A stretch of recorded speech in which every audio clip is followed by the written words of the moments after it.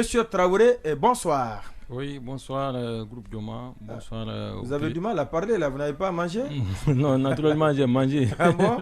Vous n'avez pas la voix. Bonsoir. Oui, bonsoir, monsieur le journaliste. D'accord. Et puis, cette information qui était sur les réseaux sociaux, j'ai essayé d'appeler le principal concerné parce qu'on dit que Mamadi Sinkoun Kaba, l'ancien directeur du protocole, que son passeport aurait disparu, a été volé. On a échangé. Il dit qu'il est en possession de son passeport. En plus, il laisse entendre même qu'il a même un autre passeport diplomatique de pays tiers. Non, il y a une incompréhension. Ce sont les autorités guinéennes qui ont déclaré son passeport volé. C'est le cas de Diané Alpha, c'est pour dire qu'aujourd'hui, il fait l'objet de poursuites. Donc, alors que c'est une façon d'interpeller. Pour nous, c'est le cas. Certainement, il est avec son passeport, mais c'est un passeport qui n'est pas reconnu par les autorités. Donc, c'est le français. Mais il y a un petit bémol à apporter par rapport à la précision de Hilal. Je voudrais juste dire, par rapport au stade Maracana, au Brésil, Maracana. C'est le stade mythique. Pourquoi mythique? Parce qu'on parle de 500 000 sacs de ciment qui sont entrés. Donc au lieu de place, c'est 500 000 sacs de ciment. Merci. Alors, monsieur Traoré, vous êtes à l'Union nationale des orpailleurs de Guinée. Vous êtes à la tête d'une fronde. Vous estimez qu'il faut aller vite à l'élection pour le renouvellement du bureau. Pour quelles raisons concrètement? Alors que le bureau qui est là, ça date de choses. Le délai n'est pas arrivé à échéance. Et merci beaucoup, M. Condé, pour la question. Mais d'entrée de jeu, je voulais d'abord rassurer les uns et les autres que je viens dans cette émission, ce n'est pas pour égratigner, n'est-ce pas, les responsables ou même les membres du bureau de l'UNOC. Mais à un moment donné, on doit prendre la responsabilité patriotique de dire les choses telles que ça se passe. Et même de prendre... Eux, ils ne disent pas les choses telles que ça se passe? Bon, absolument. Ils font beaucoup de choses positives. Ouais, il n'y a pas longtemps, un des membres de cette union était là. Il a parlé, par exemple, de la mise en place d'une brigade. Il a dit que le parrainage de 3000 enfants. Exactement, le parrainage de la campagne de reboisement, entre autres, la réinsertion des jeunes, parce que là-bas est confronté à cette problématique. Bon, justement, avant d'entrer dans le vif du sujet, je voulais d'abord vous expliquer un peu qu'est-ce que c'est que l'UNOC. D'accord. L'UNOC, c'est l'Union nationale des orpailleurs de Guinée. C'est une association corporative qui a pour leitmotiv la défense de l'intérêt de ses membres, mais aussi la protection des intérêts commerciaux et même la défense de tout ce qui peut arriver comme abus, comme insécurité pour les membres. Mais c'est ce que les membres font, M. Traoré. Non, justement, vous savez, c'est à la suite des manquements que nous avons constatés. Quels manquements? Oui, d'abord, il faut préciser que l'UNOC a des objectifs. Parmi ces objectifs... Qui sont tout le temps atteints, hein? Non, bon, je ne dirais pas que ces objectifs ne sont pas atteints, mais en majorité, il y a beaucoup de choses qui restent encore insatisfaites. On vous écoute. Voilà, donc je voudrais dire que l'article 5 de notre...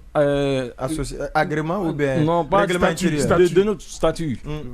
Précise de façon claire, n'est-ce pas, les objectifs qui ont été assignés par l'UNOC. Parmi ces objectifs, il y a ce qu'on appelle d'abord servir un cadre de dialogue permanent. Il y a contribué à l'application de toutes les politiques de développement susceptibles de promouvoir la profession.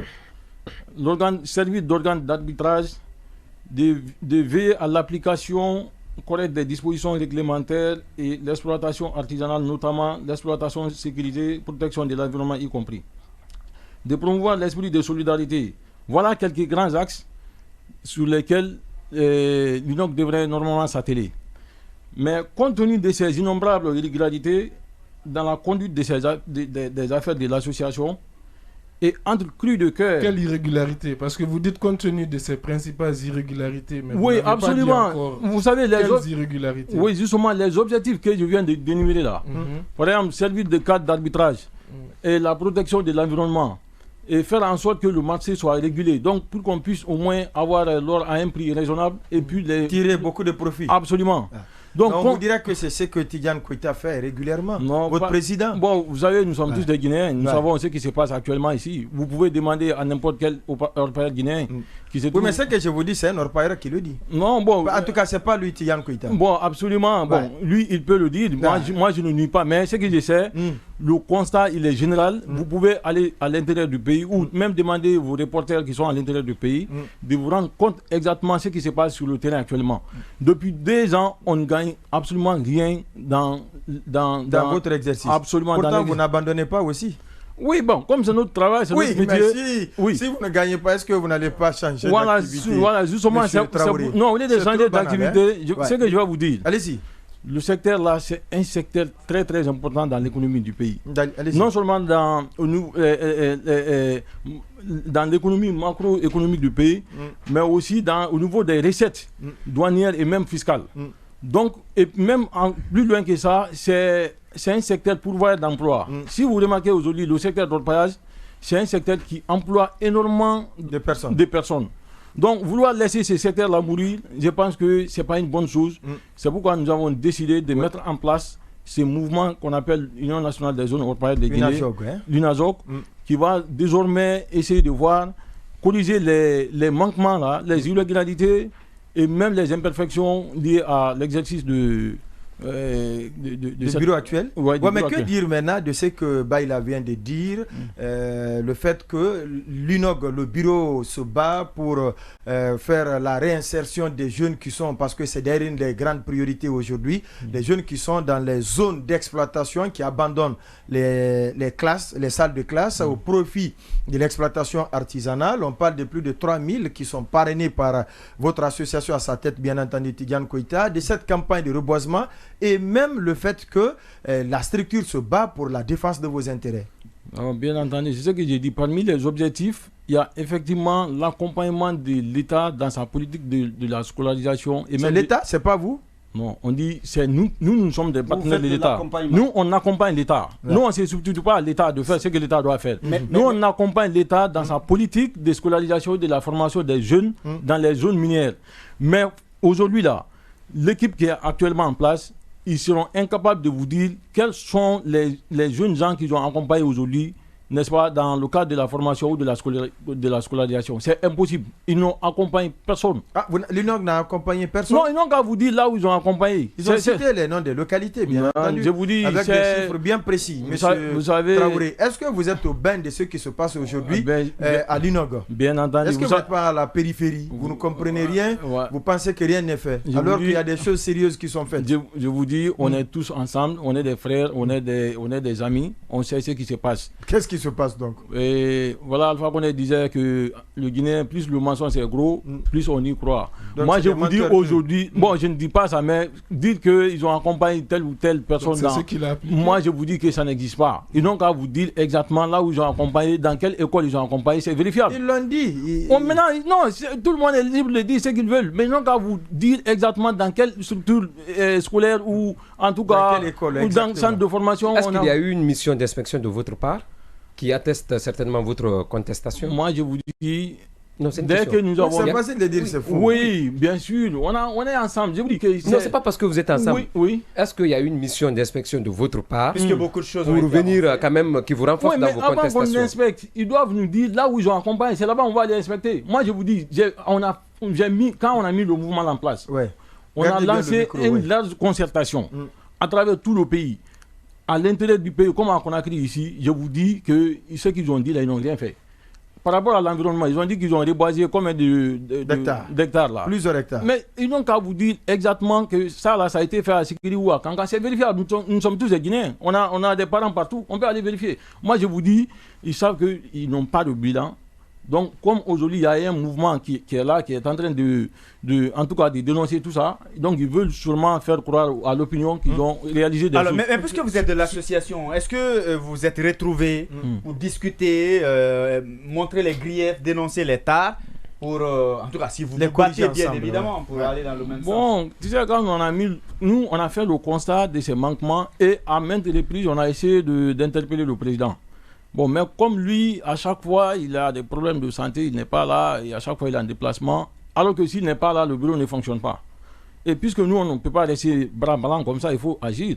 C'est pourquoi nous, on a pris la décision donc de mettre ce mouvement en place et dire désormais que les choses doivent se passer autrement parce que nous savons que nous sommes dans une corporation responsable. Donc les choses doivent se passer de façon respectueuse et de façon logique. Allez-y. Je voudrais comprendre qu'avec l'UNASOC, est-ce que ça veut dire que vous êtes sorti de l'UNOG et que vous avez votre mouvement à part entière ou est-ce que vous vous battez à l'intérieur de l'UNOG? Bien entendu. Tu sais, quand on a fait le constat, on a créé le mouvement là, c'était un mouvement de contestation et de protestation. Et par rapport aux manquements ou aux irrégularités qui se passent au sein de l'UNOG. Maintenant, ce mouvement là va s'arrêter au moment où on va aller à une élection. Parce que l'idéal, c'est d'aller à une élection rapide pour changer le bureau, parce que le bureau, il ne fonctionne pas. Oui, non, mais l'idéal, c'est d'aller à une élection. Mais pourquoi ne pas attendre la fin du mandat de l'actuel bureau? Est-ce que vous êtes fondé dans les statuts de l'UNOG? Vous avez la possibilité de provoquer un congrès entre deux congrès. En vertu de quelle disposition du statut? Voilà, vous savez... L'UNOG, c'est ce que je vous dis, a des règlements intérieurs. Parmi ces règlements intérieurs, il y a ce qu'on appelle beaucoup d'articles qui n'ont pas été respectés. Oui, notamment, oui, bien entendu. Par exemple, l'article 18 du statut stipule de façon claire que chaque année, il doit y avoir des commissaires. Donc le bureau, le bureau exécutif doit choisir 3 commissaires annuellement qui doivent venir, n'est-ce pas, vérifier la sincérité du compte et vérifier toutes les activités, matérielles et même financières de l'association. C'est même une obligation et dresser aussi un rapport annuel. Mais à date, il ne peut pas vous dire exactement quel est le seul rapport qui a été fait par est-ce qu'avec la création de ce mouvement à la longue, est-ce que ça ne sera pas une dissidence, c'est-à-dire l'éclatement donc de l'UNOG pour donner naissance à 2 associations qui vont finalement gérer le secteur? Il n'y aura pas d'éclatement, il n'y aura pas de bicéphalisme. Nous, on a créé le mouvement là pour lancer une concertation. Et à date, je vous informe qu'on a envoyé la pétition partout à l'intérieur du pays. Parmi les 33 préfectures là où on exploite l'or, les pétitions nous ont remonté petit à petit. À date, on a presque les 99% des pétitions. Donc, tous favorables à un changement de bureau. C'est ce que nous allons envoyer aux autorités. D'abord, le ministère de tutelle, l'administration de tutelle. Si vous permettez, est-ce que par exemple, ce moyen-là, la pétition, est-ce qu'il y a une disposition légale à l'intérieur de vos statuts qui prévoit cette voie-là? Non, il y a une disposition, bien entendu, qui prévoit... L'article? Non, il y a des articles même qui prévoient la dissolution du bureau. Oui, bien sûr. Mais là, on dit... Gardez bien le micro, oui. Ok. Il y a l'article, par exemple, 36 ici. Qui dit quoi? Qui parle de l'Assemblée, on dit dissolution. L'Assemblée générale extraordinaire convoquée spécialement à la demande des 2 tiers de ses membres pourra prononcer la dissolution de l'organisation. La dissolution est acquise à la majorité des 2 tiers, au moins des membres présents ou représentés. Maintenant ici, qu'est-ce qui se passe?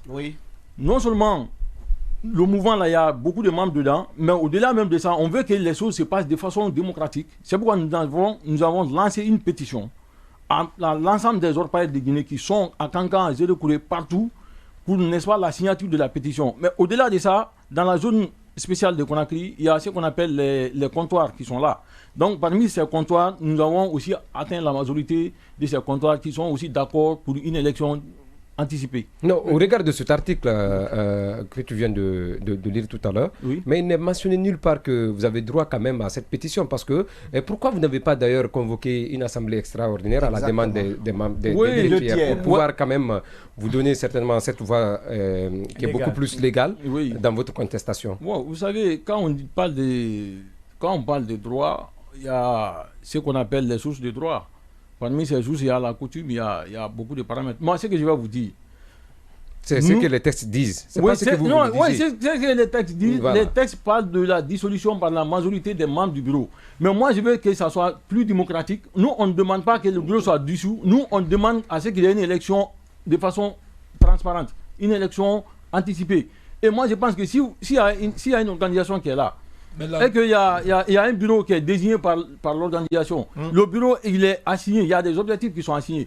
Qu'est-ce que vous voulez? Si, par exemple, le bureau même... Le bureau est là pour combien d'années? Le bureau est là pour 3 ans. Mais il reste combien d'années? Bon, il ne reste que quelques mois d'août, non? Oui, il ne reste que quelques mois. Vous ne pouvez pas attendre jusqu'au mois d'août? Bon, ce n'est pas pour nous attendre, c'est pas ça qui fait le problème. Le problème, c'est que le bureau, il n'est pas opérationnel. La question qu'on est en train de vous poser, M. Traoré, sous-jacente, c'est pourquoi ne pas attendre le prochain congrès, former une coalition avec, et désavouer le bureau en place, vous le destituez, en ayant les adhésions, l'adhésion de l'ensemble, de la majorité, on va dire, des adhérents. Oui, absolument. Ce que vous dites là, c'est une option. Mais ce que nous aussi, on est en train de faire, la loi ne nous interdit nulle part d'organiser, n'est-ce pas, des pétitions pour aller demander, acquérir l'avis de vos membres pour savoir qu'est-ce qu'ils veulent par rapport aux démarches que vous menez. Moi, je pense que la loi ne nous interdit pas aussi cela. Bonsoir, M. Condé. C'est vrai que ce projet de parrainage des élèves avait commencé à Sigri, où même ils ont assisté au don des fournitures, celui qui m'envoie bien entendu des fournitures scolaires, mais très malheureusement, selon lui, l'UNOG n'a pu continuer ce projet qui avait pourtant suscité une joie chez les parents d'élèves à tous les niveaux. Donc, quand vous dites que ça n'a pas existé, ce message vous contredit. Justement, il y a un autre message qui dit que les écoles primaires de Louis de Pisse et Sigri Centre aussi ont bénéficié des dons de l'INOC. Mais est-ce que selon le statut là, quand on dit accompagner l'État dans la scolarisation et dans la formation des jeunes gens, est-ce que ça il est mentionné ici qu'il faut envoyer, je ne sais pas. Quand on dit accompagner, c'est faire en sorte qu'il y ait beaucoup plus de scolarisation. C'est ce que l'article la voulait dire. Donner des fournitures scolaires, c'est accompagner. C'est un échantillon de messages que nous avons reçu. Moi, je vous dis, c'est pour, n'est-ce pas, donner la force et même comment on appelle ça, et la sensibilisation pour que les enfants, parce qu'on a constaté que dans les zones minières, il y a beaucoup plus. Mais l'école n'est pas obligatoire en Guinée. C'est pas obligatoire. Oui, l'école n'est pas obligatoire, mais il y a un dispositif ici qui dit que l'UNOC doit accompagner, faire en sorte que, parce qu'on a fait un constat, c'est ça pourquoi l'article a été instauré. Quand on parraine les enfants, c'est accompagner l'État. Quand on parraine les enfants, c'est accompagner l'État. Non, vous savez pourquoi cet article a été mis dans le statut? Parce que simplement, on a constaté que dans les zones minières, les enfants ne vont pas à l'école. Donc tous ces enfants-là ont lieu vers les mines. Donc on dit, il faut pas que... c'est leur exploitation que vous achetez. Oui, absolument. Donc c'est pourquoi on a dit qu'il faut faire en sorte qu'il y ait beaucoup plus de jeunes gens qui seront sensibilisés, qui seront scolarisés. C'est ça l'idéal de cette disposition. De cette disposition-là. Pourquoi vous faites les dossiers avec le logo UNOG? Oui, on est de l'UNOG. Oui, mais est-ce que la loi vous l'autorise? Oui, la loi dit de façon claire... Vous n'êtes pas du bureau exécutif? Non. Quelle est la disposition, l'article qui dit que quand on est frondeur, on peut faire des papiers avec l'entête de la sécurité? C'est une usurpation de fonction. Non, on dit usurpation. D'abord, la dernière fois, celui qui a passé ici, il a dit que c'est eux qui ont donné l'agrément à l'UNOC. C'est ce qu'ils ont dit, que c'est Tian Kota qui a donné l'agrément à l'UNOC. Moi, je m'inscris à faux, ça est là, la preuve est là. L'agrément a été donné à l'UNOC, c'était en 2019. Le 24 mai 2019, signé par Bourama Condé. Entre-temps, c'est Elaz Bakari qui était le président de l'UNOC. Donc, c'est pour dire que l'UNOC, ce n'est pas la propriété... Pourquoi vous utilisez aujourd'hui l'entête de l'UNOC? Oui, parce que l'UNOC n'est pas la propriété de quelqu'un. Est-ce que vous n'êtes pas anarchiste? Non, je ne suis pas anarchiste, je suis quelqu'un qui est respecté des textes de loi. Mais ce que je voulais dire simplement, pour terminer, moi j'évite le bicéphalisme dans l'UNOC parce que... Même si vous œuvrez dans ce sens. Non, écoutez, je n'œuvre pas dans ce sens. Sinon, on aurait dû continuer à rester dans l'UNAJOP là, si nous voulons. Mais on est en famille. Tian, c'est mon frère, c'est notre frère. Et on vit en société. Quand il y a des problèmes sociaux ou sociétals, c'est ce que nous, on arrange ça entre nous ici. On arrange ça entre nous là-bas. Mais c'est pour dire qu'on veut rester ensemble, mais que les choses se passent de façon loyale. S'ils savent